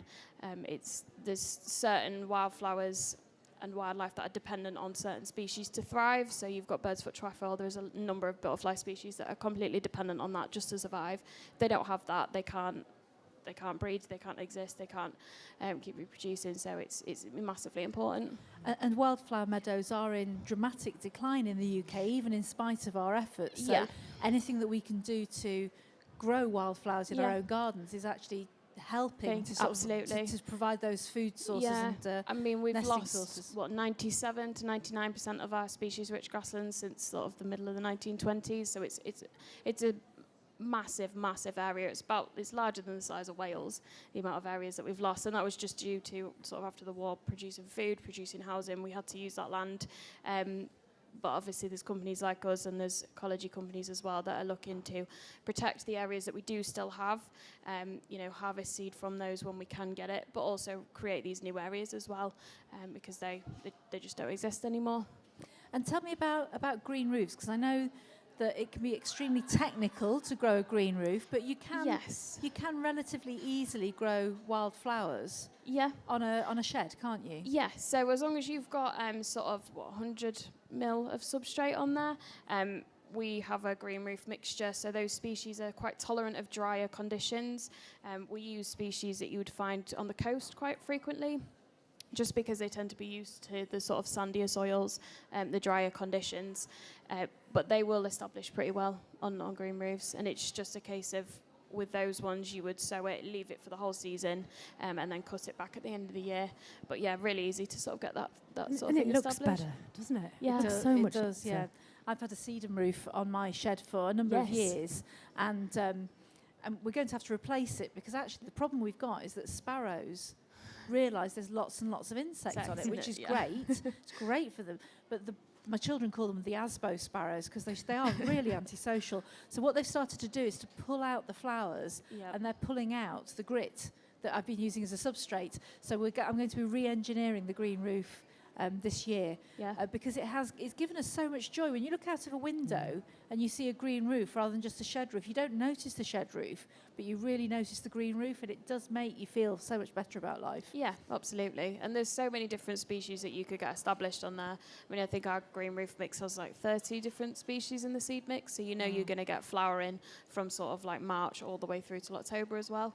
So I'm going to ask you just quickly about, there's a plant that people sort of whisper to each other when they're talking about establishing wildflower meadows, and they go, yellow rattle, you need yellow rattle.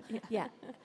If you know, you know. If you don't know, Georgia, what is yellow rattle and why do people get so excited about it? So yellow rattle is an annual species. Some people know it as sort of the meadow maker, so it is really vital to have him in wildflower meadows, especially when you're mixing it with grass. So it's actually semi-parasitic, so what it does is once it's established, it latches onto grass roots and strips some of the moisture out of there, which basically doesn't allow the grasses to grow too vigorously, so it opens up the sward and it means that your other wildflowers can sort of establish. So we put yellow rattle in basically every one of our mixtures, especially if it's got grass in, because it is a vital species to have in there. And it looks pretty as well, doesn't it? It does. It's not. It's probably not the most exciting wildflower, I'd say. It looks a bit like a little yellow, a yellow dead nettle, doesn't it? It's absolutely. very, very small, and it does rattle. It does, when once the the seeds heads seeds are are dry, ready. it does rattle, so that's where the name comes from. But yeah, really important to have that in there. And that's another thing you could look at introducing into your lawn as well. So if you were wanting to sort of convert an area, get some yellow rattle in there, let the yellow rattle grab hold of those grasses, leave it another season, and then put some wildflowers in there, and it should be. I mean, that's how we've managed the meadow in the Arboretum, because it was thick, rank grass. And you've got to start somewhere. And it wasn't, because it's such a large area. The option to remove the grass wasn't there. So we started, and it's taken, I think we're in our 11th year. It's taken 11 years. But it's amazing. It's different every year. That's the exciting thing. It's not just annuals, there's perennials. And you never know what it's going to look like. No, and these meadows do change year on year. Different species will come through, different species will seed around, but I think it makes it quite nice, actually. You don't know what you're getting every year. But you know you're going to get something very pretty and good for wildlife too. So it's like a little nature's advent calendar, isn't it? Yeah. Now, I know Faith wanted to ask you about your favourite wildflower. What is it? I don't know. It's tough, isn't it? It's a really tough call. It is a really tough one, that. It probably changes quite a lot as well. Yeah. Does that depend on the season? Yeah, I guess so. Or how you feel, perhaps? Yeah, maybe. I think it depends, because now you've got, I mean, the cowslips at the minute are looking amazing. Particularly on the bypass between Knaresborough and Harrogate. If anyone came in, all the cowslips and primrose. If anyone sat in traffic for an hour this morning to get it, there we go. Yeah, you'll have seen the cowslips along there. They're just magical. I think it's a good year for primrose, actually. Great. Because in the woodlands, the primrose look fantastic, really good don't year. they? Yeah, but then there's some of the later species, like I really like teasel over the winter time as well, because not only is it really good for the birds, it actually looks really nice. With a bit of frost on it as well. So it changes. I don't think I could pick. What about yours? You know what mine is. I know, but they don't know what yours is. Dorcas. I love Dorcas. Okay. Wild so carrot. That's the wild carrot. Yes, I just love very gentle. Little the pink way heart in the middle. The flower opens up. It has that umbel, doesn't it? And then it sort of unfurls, and it's just so fun. You've got to have that in your garden. And again, the flower heads on that in the winter look really pretty. And there's a really variety great for that's birds. purple as well. Have you seen that? Yeah, really nice. What about yours? I think I'd probably have to go for a vetch, because I think I like the way that they're quite ephemeral, and you look at them and go, oh, there you are, and it's just whether it's the sort of the eggs and bacon. I mean, look, that's the perennial sweet pea I've got there in that bowl. Lathyrus furnace, just seeing those tiny delicate pea flowers. They look really fragile, but they're as tough as boots, and they're always covered in hoverflies, aren't they, as well? Absolutely. Always, yeah. It's edible. It's in the I pea dare family? you. No, probably. Some of the Might be. vetches really aren't, but I don't know. We'll ask Matt Don't Humans go later. trying it. Don't we'll go find licking out. things that you don't know what they are. Please don't. So Georgia, what are your next projects? What are your next plans? What can you tell us about? Oh, what can we tell you? Went to see one of our growers yesterday, actually. So we're looking at sort of expanding what we can grow more of. Basically keeping up with demand every year. Yeah. They grow about 600 acres of seed for us. Wow. Yeah, so it's a big amount and stuff. It goes from sort of things being grown in acre fields, so you'll have 30 acres of oxeye daisy being grown, and it gets combine harvested, but then you've got cowslip that is literally hand harvested. Yes. So it's looking at new ways of making sure we've got enough seed, but also making the process more efficient. A little bit tricky with some species. We've got a lot of exciting projects coming up, a lot of shows. So yeah, it's going to be a good year. So lots and lots of innovation because there's a need for what you do. Yes, absolutely. Fascinating, isn't it? I bet if nothing else, if you can just manage a square foot of wildflowers in your garden, it will repay time and time again. Absolutely. And if anyone has any questions, Georgia's around for this afternoon. Yep. She also has a bag full of free seeds. So come and get some free seed. I was going to say, did you hear the stampede then? Ladies and gentlemen, a huge thank you to Georgia Gilbert, our wildflower expert from John Chambers Wildflowers. Thank you. Thank you.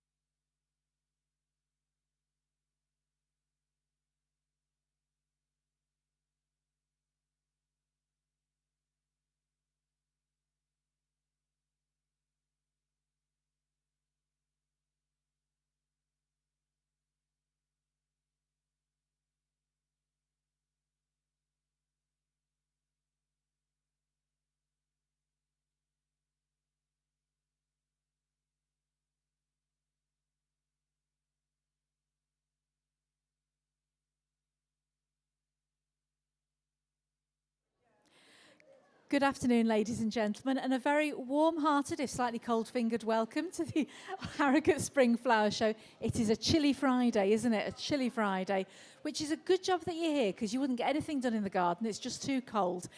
My name's Sarah Owen Hughes, and I'm the head gardener at Rudding Park Hotel and Spa. And I'm here with my partner in crime and great friend, Faith Douglas, who's a curator at a local arboretum. And we've created this boudoir, for want of a better word, on the Human Gardener stage to interview people from the breadths and depths and far reaches of horticulture, people you might not have seen or heard of at a show, people who've got amazing stories to tell. And our final guest of today, I'm absolutely intrigued by that. I can't wait to find out more about what you're doing, Paul. But imagine what it would be like to have a glass house, a big commercial glass house that you could do what you wanted with. Wouldn't that just be the dream? I'm already fascinated. Yeah, sold, exactly. Yeah, that's me. Well, Paul's done exactly that. So to find out more about this, please put your hands together for a very warm welcome for Paul Oldroyd of Oldroyd's Corner, our glass gardener. Thank you. So thank you so much for coming to speak to us. I was badgering you, wasn't I? And you were ignoring me. He was away on holiday, which I thought was quite rude. Yeah. But I'm very grateful you're here. So I visited Oldroyd's Corner about 2 years ago, actually. Wasn't last year, it was the year before. No. 2 years ago. That was COVID. Was it? 2019, you came. Was it? Really, Faith? No, it wasn't. I bet you don't send him postcards or anything. I've lost a few years somewhere. We all have. Never. So where is Oldroyd's Corner? We're at Woodmansey near Beverley, and it started back in 2017 on an idea where I'd been working as a gardener at St John's University for 13 years. Basically, I didn't want to spend the rest of my life cutting grass, so I wanted to try something different. So, as gardeners do, we don't all have nice paid jobs, so we have to go out and do jobs on a night for people. And I came across this bloke in our village that wanted his apple trees pruning. He owns the corn mill, and basically he was sticking his head out of the 5th bedroom window on his mill, trying to put new window frames in. And I said, you're daft, you're going to fall out. So basically it went from there, and I started helping him put his windows in, and he gave me a 1 acre greenhouse. Wow. So 1 acre. So he didn't give me it. He leased it to me for free for 6 years so far. And the idea was that we were going to build this greenhouse. It's the back of Woodmansey Garden Centre, and we were going to showcase people plants to give you ideas of what to grow in your garden and how they will look. A lot of places, you buy a plant and you go, how will that grow?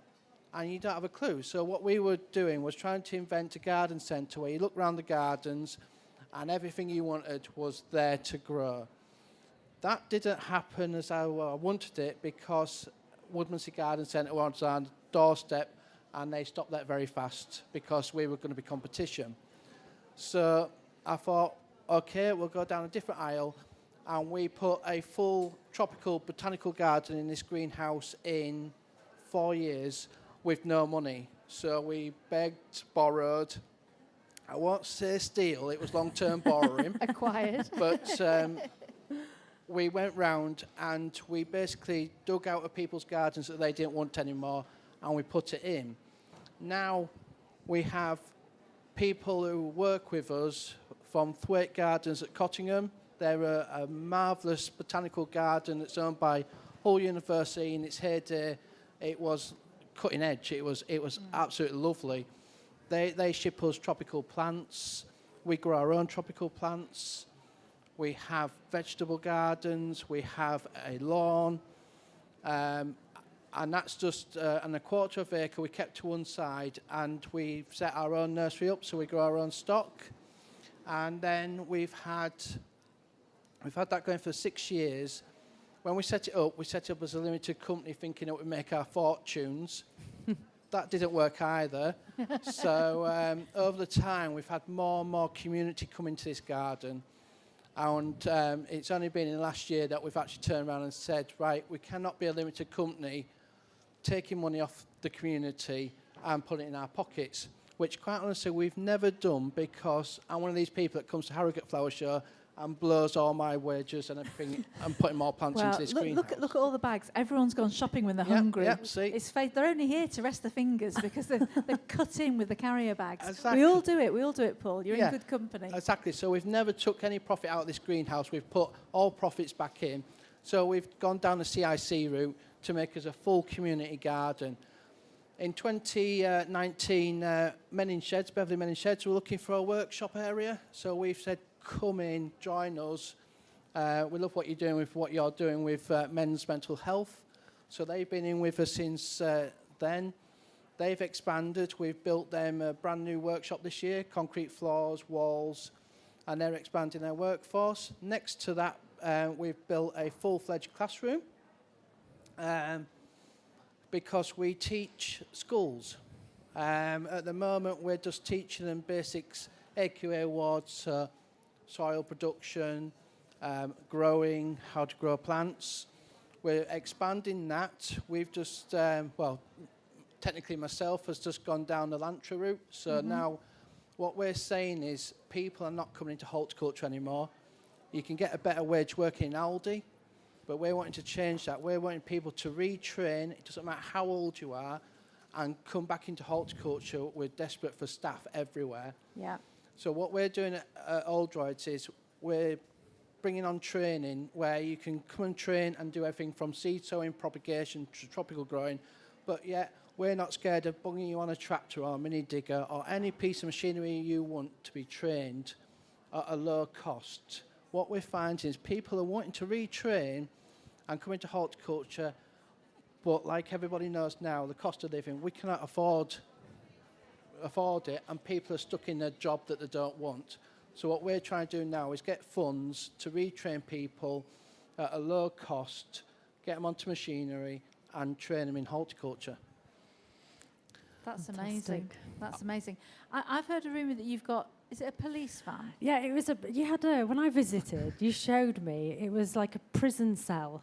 And it was an actual prison cell, but one of those travelling ones when they moved two prisoners. 7.5-ton Group 4 prison vans. Yeah, I actually went in it. It was scary.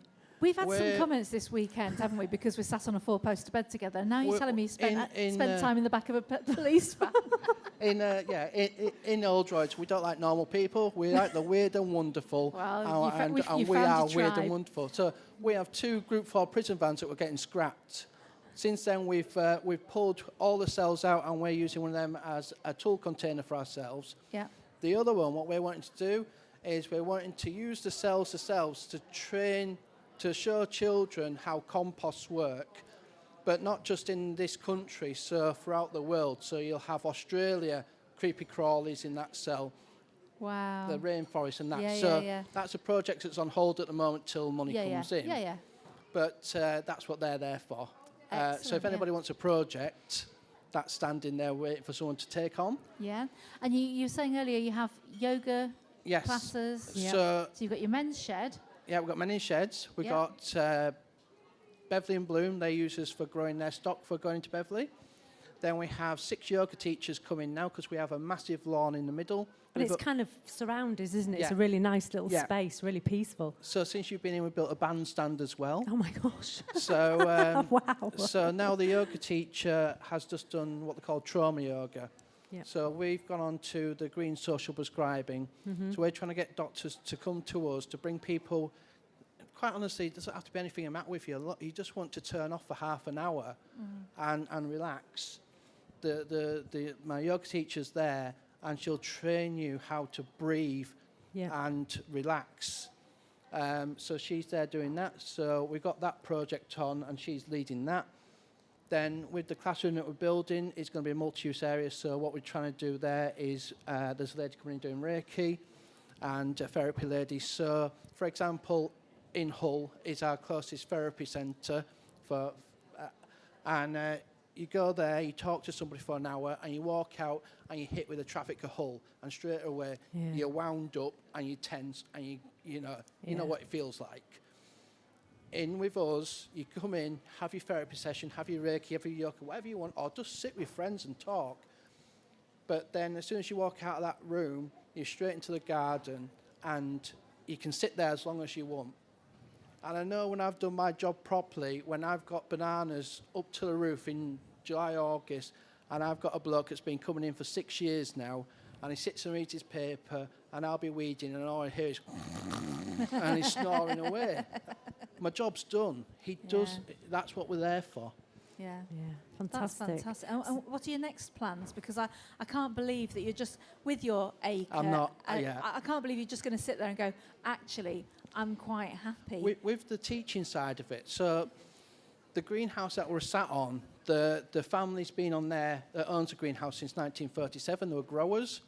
I was so lucky when I came on. I started talking to the families that were there, and they gave me 80 years of history on the growing of East Yorkshire.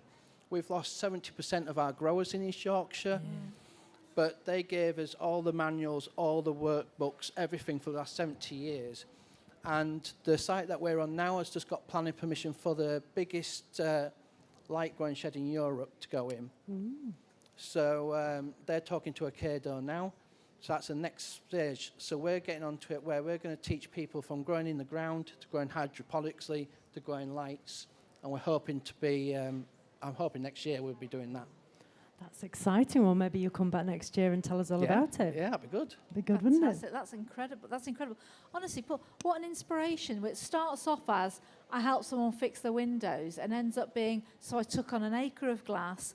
I'm teaching, it's a social enterprise, I'm growing food for a food bank that you didn't mention as well. Oh, yeah, I forgot about that bit. Whole food We've got time to hear about that. Yeah, tell us more about that, yeah. So I've got to say, because I'm getting scowled at over there in the corner, that most of this wouldn't happen except for my exceptional volunteers that I have on a Friday. They go in.